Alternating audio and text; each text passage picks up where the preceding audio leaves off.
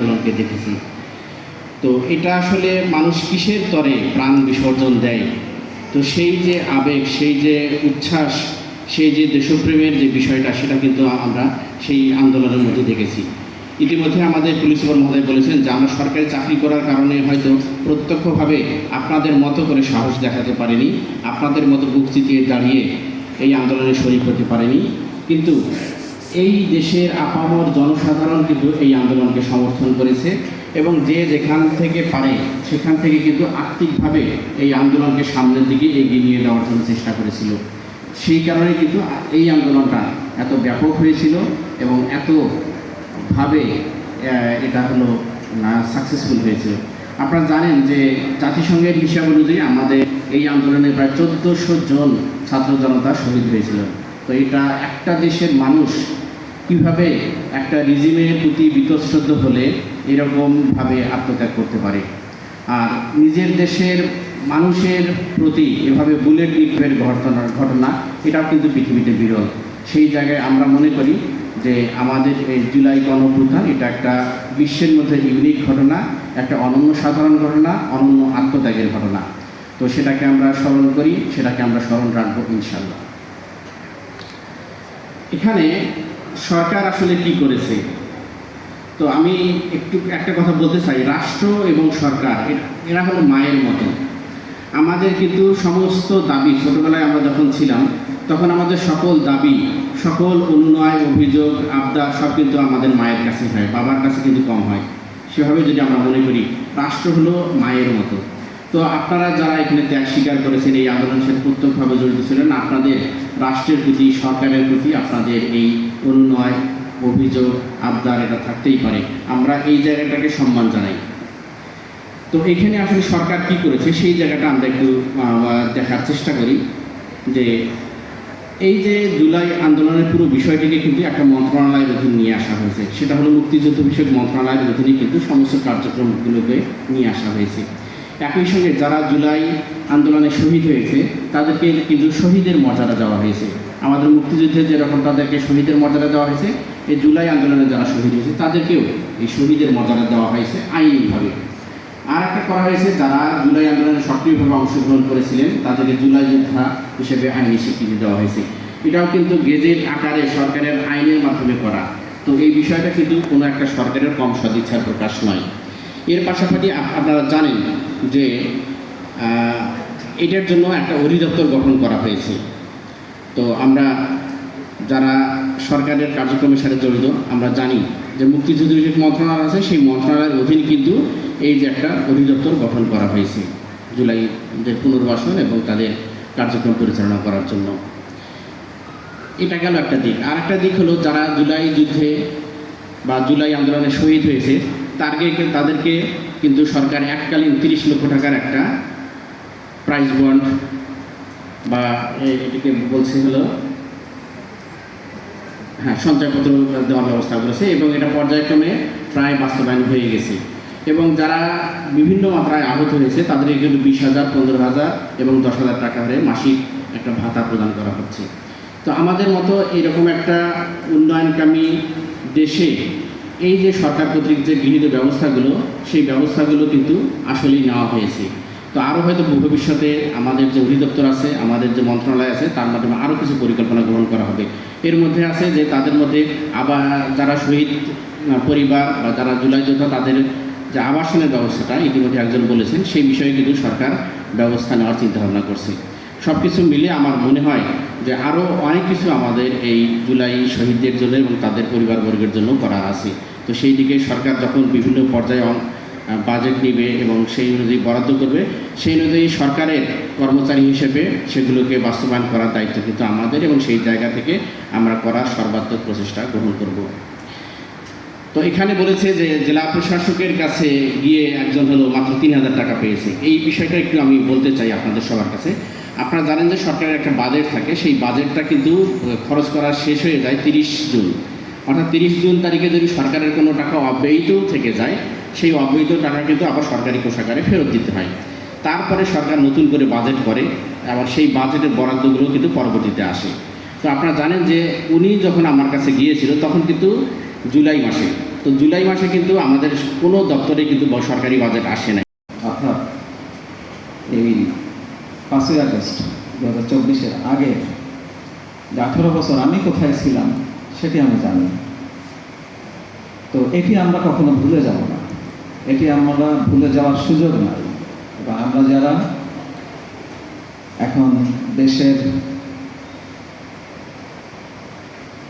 গঠনের ক্ষেত্রে আমরা যারা কাজ করার সুযোগ পেয়েছি, আমরা যেন কেউই না ভুলে যাই যে আমরা আসলে গত 20 বছর, আমরা গত 18 বছর কোথায় ছিলাম, বা এই যে সুযোগটা আমাদের সামনে এসেছে যে দেশের জন্য কিছু না কিছু করার সুযোগ, এটিকে যেন আমরা ভুলে না যাই এবং আমরা এই সুযোগটাকে যেন আমরা অবহেলা না করে কেউ। চমৎকার একটি স্লোগান, জুলাই চেতনায় গৌরব দেশ, সবার আগে বাংলাদেশ, এটিকে নির্ধারণ করা হয়েছে। এই যে জুলাই চেতনা সম্পর্কে আমি একটি কথাই বলবো যে আসলে জুলাই যোদ্ধা বা জুলাইতে যারা শহীদ হলেন, কি উদ্দেশ্য নিয়ে তারা এই যে জুলাইয়ের আন্দোলনে রাজপথে ছিলেন, এই উদ্দেশ্যগুলোই যদি আমরা জানি, এটাই হলো আমাদের জুলাইয়ের চেতনা। প্রথমে আমরা সবাই জানি যে বৈষম্যহীন একটি বাংলাদেশ, বৈষম্যের বিরুদ্ধে অবস্থান ছিল, বৈষম্যর বিরুদ্ধে অবস্থান, সকল অনিয়মের বিরুদ্ধে অবস্থান, সকল দুর্নীতির বিরুদ্ধে অবস্থান। আমি যদি বেসিক এই 3টা জিনিসকেই যদি ধারণ করতে পারি, আমি মনে করব যে জুলাইয়ের যে চেতনা আমি ধারণ করতে পারছি। তো সুতরাং আমরা যারা আজ দেশ গঠনের বা দেশের জন্য কাজ করার সুযোগ আমাদের হয়েছে, আমরা সবাই এই বিষয়গুলো যেন আমরা ধারণ করতে পারি যে কোনো অবস্থাতেই, অন্তত ব্যক্তি পর্যায়ে আমি কখনো কোনো বিষয়ে বৈষম্য করব না, আমি কখনো কোনো বিষয়ে অনিয়ম করব না, আমি কখনো কোনো বিষয়ে দুর্নীতি করব না। আসার পরে সে 4 আগস্টে পাটগ্রামে মিছিলে যাওয়ার পরে আমাদের না বলে চলে গেছে। তারপরও 5 আগস্টে সকালবেলা সে দেখি যে বই পুস্তক সে গোছাইতেছে, সে মাদ্রাসা যাবে, আউলিয়া ঘাট দাখিল মাদ্রাসা সে এসে ভর্তি হইল। তাই জিজ্ঞাসা করছে, বাবা তাকে ভাত খেয়ে আসলাম। সে বলছে, বাবা আমি ভাত খাবো না।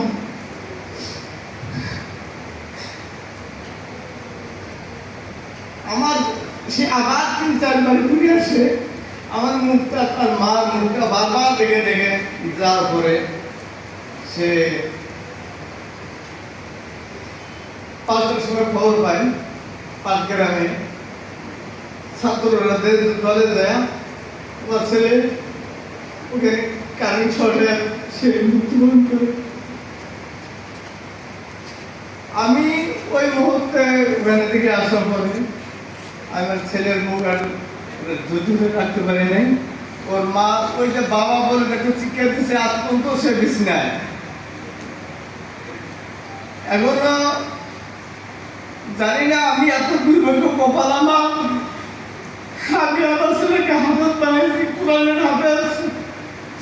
ছেলে মৌলানা ছিল, সে ঢাকা সাদি সাহেবের সাথে 4 বার দেখা করার পরে উনি যখন আমার ওয়াজ আছে আমার মোবাইলের মধ্যে, ওয়াজ যখন কোরআনের মধ্যে কথা বলতে যায়, তাকে 3-4 বার ওখান থেকে স্টেজ থেকে নামায় দিছে। সাদি সাহেবের সাথে সে 4 বার দেখা করছে। জানি না আমি এত দুর্ভাগ্য কপাল আমার যে ছেলের লাশ বাবার ঘাড়ে, আমি সেটা বলতে পারবো না। এই দুঃখ সারা পৃথিবীর জন্য কোনো মানুষের না হয়। আমি আজ পর্যন্ত হুজুরের কথা যদি ওয়াজ শুনি, তার মা তো ফিরে পড়ে যায়, এখনো অসুস্থ থাকে। এখন চিকিৎসা করার জন্য আমরা ভিসা লাগাবো। এখন কোন দেশে নিয়ে যাওয়া যায় তার মাকে, জোরবার মেয়েটার যে অবস্থা, আমার স্ত্রীর ওই অবস্থা। কালকে পাটগ্রামে আমাদের চিঠি দিছে দেওয়ার জন্য, ওর মাকে আমি ঘরে তালা মেরে থুয়ে চলে আসছি। এখানে স্যাররা আমাকে এখানে ডাকছে, এখানে চলে আসছি। হচ্ছে জেলা প্রশাসক মহোদয়, পুলিশ সুপার মহোদয়, জেলা পরিষদ প্রশাসক মহোদয় সহ মঞ্চে আমাদের শহীদ পরিবারের শহীদ জলির মা এবং আরেকজন শহীদের বাবা সহ আরও যারা জুলাই যোদ্ধা সহ যারা এখানে উপস্থিত আছেন সবাইকে বৈষম্য বিরোধী ছাত্র আন্দোলন লালমনিরহাট জেলার পক্ষ থেকে জানাচ্ছি সংগ্রামী শুভেচ্ছা ও সালাম। আবারও সালাম জানাচ্ছি। আসসালামু আলাইকুম। অনেক কিছুই তো বলতে চাই, তো আমাদের তো স্পেসিফিক হয়ে দেওয়া হয় না, কারণ যে রাজনৈতিক দলে যাই নাই সেই কারণেই সম্ভবত। আসলে বাংলাদেশে জন্মালের বোধ হয় রাজনীতি করাটাই উচিত। এত বড় একটা আন্দোলন হয়ে গেল 24-এ, লালমনিরহাট জেলায় আমরা লিড দিলাম। তো এই 2 বছরেই দেখা যাচ্ছে যে লালমনিরহাট জেলার মানুষ আমাদেরকেই চিনে না।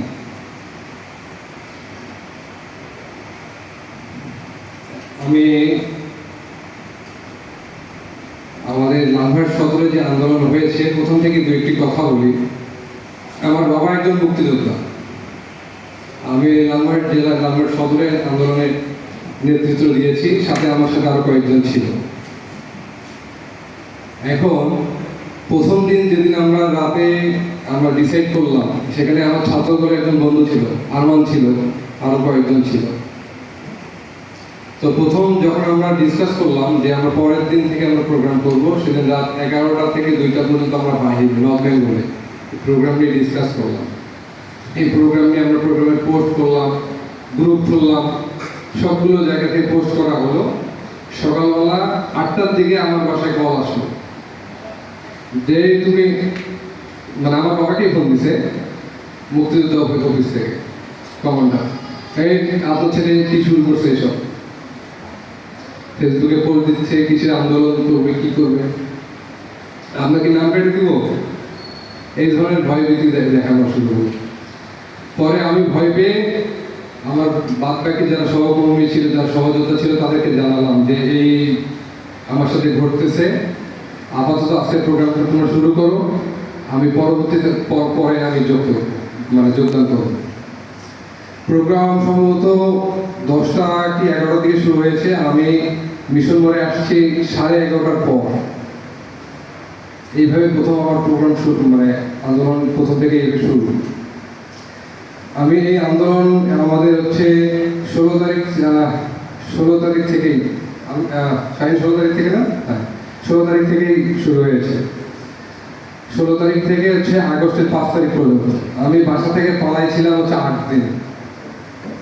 এর ভিতরে আমি প্রথমেই পালাই হচ্ছে মানে নর্থ বেঙ্গলেই আমি ছিলাম। প্রথমে হচ্ছে রৌনকের বাসায় প্রথম দিন ছিলাম, তারপরে হচ্ছে ছাত্র দলের হচ্ছে আরমানের বাসায় ছিলাম, ছাত্র দলের শাহিনের বাসায় ছিলাম। শাহিন এখানে উপস্থিত আছে। শাহিনের বাসায় খাওয়া দাওয়া, আরমানের বাসায় খাওয়া দাওয়া, এভাবে আমরা ওখান থেকেই মূলত এই কাজগুলো করি। আর এর পাশে আমাদের অনলাইনে তো আমাদের মিটিং চলছে, মিটিংয়ে আমাদের যে জুবাইর শাহাদাত জীবন ছিল, এভাবে মূলত আমরা সংগঠিত হওয়ার চেষ্টা করছি। তো এখন যে বিষয়গুলো দেখতে খারাপ লাগে, যে দেখি লালমনিরহাটে যারা ওই সময় আমাদেরকে থ্রেট দিয়েছে, আমাদের ছোট ভাই বোনদেরকে মারধর করছে, এই আওয়ামী লীগের বড় বড় নেতাদের হচ্ছে এনাদের আমরা ফেসবুকে পোস্ট দেখি যে এনাদের ধরছে পুলিশ, আবার দেখি কয়েকদিন 10-15 দিন পর আবার জামিন। নাটকের তো প্রয়োজন হয় না, এই নাটক তো আমরাও বুঝি। ধরবে, তারপর 15-20 দিন জেলে থাকার পর জামিন হবে, তাহলে কি আমরা কি সেই মূল আকাঙ্ক্ষায় এখন পর্যন্ত পৌঁছাতে পেরেছি? আমার মনে হয় না। নির্বাচনের পর গণভোটের রায়, যেখানে 70% জনগণের হচ্ছে সম্মতিক্রমে এই রায় হয়, কিন্তু নির্বাচনের পর থেকে সরকার নতুন সরকার গঠন হওয়ার পরেও আমাদের হচ্ছে গণভোটের যে কার্যকরী রায়গুলো ছিল এইগুলো কিন্তু কার্যকর হচ্ছে না। অত্যন্ত দুঃখের সহিত একটা বিষয় আমি বলতে চাচ্ছি, আজকে 5ই আগস্ট জুলাই গণঅভ্যুত্থান দিবস, অথচ এখানে জেলার প্রধান প্রধান কর্মকর্তারা উপস্থিত, আমার সামনে জুলাই যোদ্ধারা উপস্থিত, শহীদ ফ্যামিলির সদস্যরা উপস্থিত, গণঅভ্যুত্থানের নেতৃত্ব দানকারী বৈষম্য বিরোধী ছাত্র আন্দোলনের নেতৃবৃন্দ উপস্থিত, কিন্তু আমার সামনে কোনো মিডিয়া পার্সন নাই, সাংবাদিক নেই। এই বিষয়টা আসলে ভেবে দেখার বিষয় যে আমাদের এই অনুষ্ঠানকে মিডিয়া কভারেজ করা হচ্ছে না কেন। এ বিষয়টা ডিসি স্যারের মহোদয়ের দৃষ্টি আকর্ষণ করছি, আপনি হচ্ছে এই বিষয়টা একটু ভেবে দেখবেন। আমি ছোট ছোট কিছু বিষয় অ্যাড করতে চাচ্ছি। জুলাইয়ে যে ভাইরা আমাদের শহীদ হয়েছেন, এই শহীদ ভাইদের কবর মেরামতের জন্য কবর পাকা করার কথা ছিল, এই বিষয়ে লাস্ট কোনো আপডেট আমরা পাচ্ছি না। এ বিষয়ে কোনো আপডেট এখন পর্যন্ত কোনো মন্ত্রণালয় থেকে আমাদের দেওয়া হয়নি। গণভোটের রায় বাস্তবায়ন করতেই হবে, সেটা যে কোনো বিনিময়ে হোক, গণভোটের রায় আমাদের বাস্তবায়ন করতে হবে। 1990 সালে আরেকটি গণঅভ্যুত্থান হয়েছিল, সেই গণঅভ্যুত্থানে যারা নেতৃত্ব দানকারী তাদেরকে কিন্তু আমরা আজকে চিনি না বা তাদের সম্পর্কে আমরা বুঝতে পারতেছি না। আমাদের দেশের রাজনৈতিক দলগুলো এরা কখনোই বিপ্লবীদের সামনে নিয়ে আসতে চায় না, তরুণ নেতৃত্বকে এদের ধারণ করতে চায় না। যদি তাই হতো তাহলে 1990 সালে গণঅভ্যুত্থানে নেতৃত্ব দানকারীদের আমরা সামনে দেখতে পারতাম। দুঃখের বিষয়, এই মেধাবীদের, এই তরুণ নেতৃত্বদের বাংলাদেশের রাজনৈতিক দলগুলো বিভিন্ন দাবা করে এদেরকে বিলীন করে দিতে চায়। সেম অবস্থায় আমরা এখন পড়ে আছি। 2024 সালে গণঅভ্যুত্থানে আহত শহীদ পরিবার এবং এই আন্দোলনে যারা সক্রিয়ভাবে ভূমিকা রেখেছিল তাদের পর্যাপ্ত পরিমাণ মূল্যায়ন করা হচ্ছে না। জুলাই সনদ বাস্তবায়ন